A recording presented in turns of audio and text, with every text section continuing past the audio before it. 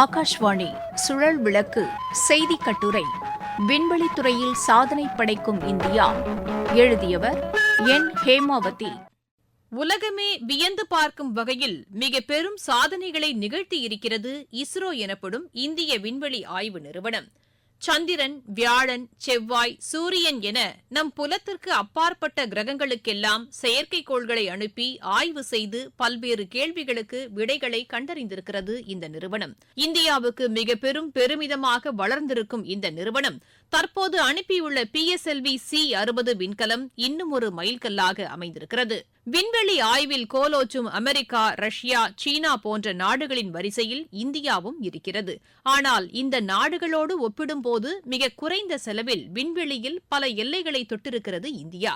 அதனால் விண்வெளி ஆய்வில் மிக நீண்ட பாரம்பரியமும் தொழில்நுட்ப அறிவும் கொண்ட நாடுகளே இந்தியாவின் உதவியை நாடும் நிலை உருவாகியுள்ளது.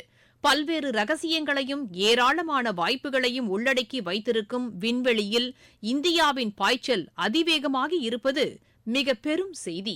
உதாரணத்திற்கு, ரஷ்யா $133 மில்லியன் செலவில் நிலவுக்கு அனுப்பிய லூனா விண்கலம் நிலவின் மேற்பரப்பில் விழுந்து நொறுங்கியது. ஆனால் வெறும் $75 மில்லியன் செலவில் இஸ்ரோ விஞ்ஞானிகள் உருவாக்கிய சந்திரயான் 3 விண்கலம் வெற்றிகரமாக நிலவின் தென்துருவ பகுதியில் தரையிறங்கி உலகை வியப்பில் ஆழ்த்தியது. விண்வெளியில் இந்திய விண்வெளி நிலையத்தை உருவாக்கி செயல்படுத்துவது, இந்திய விண்வெளி வீரர்களை சந்திரனுக்கு அனுப்புவது போன்ற எதிர்கால திட்டங்களோடு தீவிரமாக இயங்கி வரும் இஸ்ரோ அதற்கான அடிப்படை முன்னேற்பாடாகவே PSLV-C-60 விண்கலம் மூலம் வெற்றிகரமாக 2 ஸ்பேடெக்ஸ் செயற்கைக்கோள்களை சுற்றுவட்ட பாதையில் நிலைநிறுத்தியிருக்கிறது. ஸ்பேடெக்ஸ் என்பது ஸ்பேஸ் டாக்கிங் எக்ஸ்பெரிமெண்ட், அதாவது விண்வெளியில் விண்கலன்களை ஒருங்கிணைக்கும் ஆய்வு பணி என்பதன் சுருக்க வார்த்தை. இந்த திட்டத்தின் நோக்கம் விண்வெளியில் பயணிக்கும் விண்கலங்களை இணைப்பது, இணைப்பை துண்டிப்பது போன்ற பணிகளை செய்வதற்கு தேவையான தொழில்நுட்பத்தை உருவாக்கி செயல்படுத்துவது. இதை டாக்கிங், அன்டாக்கிங் என்று குறிப்பிடுவார்கள்.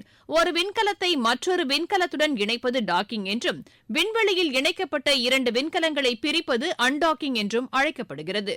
பொதுவான ஒரு திட்டத்திற்காக பல விண்கலன்களை ஏவும் போது அவற்றை ஒன்றோடொன்று இணைக்கவும் பிரிக்கவும் இந்த ஸ்பேடெக்ஸ் தொழில்நுட்பம் உதவும். விண்வெளியில் தன் ஆதிக்கத்தை நிலைநிறுத்தி விரிவுபடுத்தி வரும் இந்தியாவுக்கு இப்படியான தொழில்நுட்பம் மிகவும் அவசியமாகும். இந்த திட்டத்தின் ஒரு பகுதியாகவே PSLV-C-60 விண்கலம் சேசர், டார்கெட் எனப்படும் 2 சிறிய விண்கலங்களை சுமந்து சென்று பூமிக்கு மேலே 470 கிலோமீட்டர் உயரத்தில் தகுந்த பாதையில் வெற்றிகரமாக நிலைநிறுத்தியிருக்கிறது. 2 விண்கலங்களும் தலா 220 கிலோ எடை கொண்டவை. 20 கிலோமீட்டர் இடைவெளியில் இரண்டும் சுற்றுப்பாதையில் நிலைநிறுத்தப்பட்டன. இப்போது வரை அமெரிக்கா, ரஷ்யா, சீனா ஆகிய நாடுகளிடம் மட்டுமே இந்த டாக்கிங் தொழில்நுட்பம் உள்ளது. ஸ்பேடெக்ஸ் திட்டம் மூலம் விண்வெளித்துறையின் டாக்கிங் தொழில்நுட்பத்தில் இந்தியாவும் கால் பதிக்கிறது. இந்தியாவின் பெருங்கனவுகளில் ஒன்றாக இருக்கும் விண்வெளிக்கு மனிதர்களை அனுப்பும் ககன்யான் திட்டத்திற்கு இந்த டாக்கிங் தொழில்நுட்பம் மிகவும் முக்கியமானது. சந்திரயான் 4 திட்டத்தின் கீழ் LMV-3 மற்றும் PSLV ஆகிய 2 விண்கலன்களை பயன்படுத்தி நிலவுக்கு வெவ்வேறு கருவிகளின் 2 தொகுப்புகள் அனுப்பப்பட உள்ளன. 2040ஆம் ஆண்டுக்குள் மனிதர்களை நிலவில் தரையிறக்கும் இலக்கை நோக்கிய இந்தியாவின் அடுத்த படியாக இது பார்க்கப்படுகிறது. இந்த பணிகளுக்கு தற்போது அனுப்பப்பட்டுள்ள 2 விண்கலன்களின் தொழில்நுட்பம் மிகவும் உபயோகமாக இருக்கும்.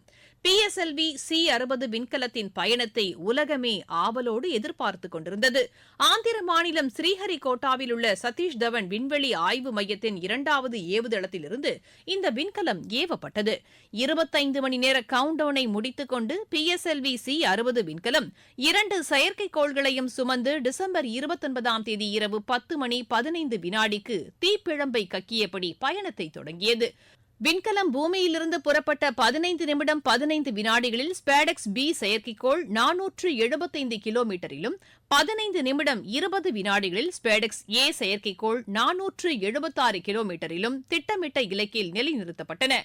ஸ்ரீஹரிகோட்டாவிலிருந்து ஏவப்பட்ட விண்கலங்கள் கிழக்கு நோக்கி பறந்து கடலுக்கு மேலே உயரும். விண்கலம் ஏவப்பட்ட பிறகு எதிர்பாராத விதமாக ஏதேனும் அசம்பாவிதங்கள் ஏற்பட்டால் விண்கலமும் அதன் கழிவுகளும் கடலில் மட்டுமே விழும். அதனால் உயிருக்கோ உடைமைகளுக்கோ எந்தவித சேதமும் இன்றி தவிர்க்க முடியும்.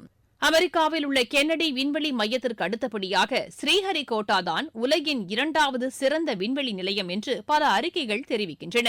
இவ்வளவு சிறப்பம்சம் மிக்க ஸ்ரீஹரிகோட்டா சதீஷ் தவான் விண்வெளி ஆய்வு மையம் தனது 100வது விண்கல பயணத்திற்கு ஆயத்தமாகி வருகிறது. பொருளாதாரம், விண்வெளி ஆராய்ச்சி, சர்வதேச நாடுகளின் மதிப்பு என பல்வேறு விதங்களில் நாட்டுக்கு பங்களிப்பு வழங்கி வரும் ஸ்ரீஹரிகோட்டா ஒரு மைல்கல்லை எட்டியிருப்பது உண்மையில் கொண்டாடப்படத்தக்க நிகழ்வாகும். தேசம் அந்த நாளை பெரும் மகிழ்வோடு கொண்டாடும். இஸ்ரோவுக்கும் ஸ்ரீஹரிகோட்டா சதீஷ் தவான் விண்வெளி ஆய்வு மையத்திற்கும் நாட்டு மக்களின் பெருமித வாழ்த்துகள். நேயர்கள் இதுவரை கேட்ட செய்தி கட்டுரை விண்வெளித்துறையில் சாதனை படைக்கும் இந்தியா. எழுதியவர் என். ஹேமாவதி. வாசித்தவர் சுமித்ரா ரத்னம்.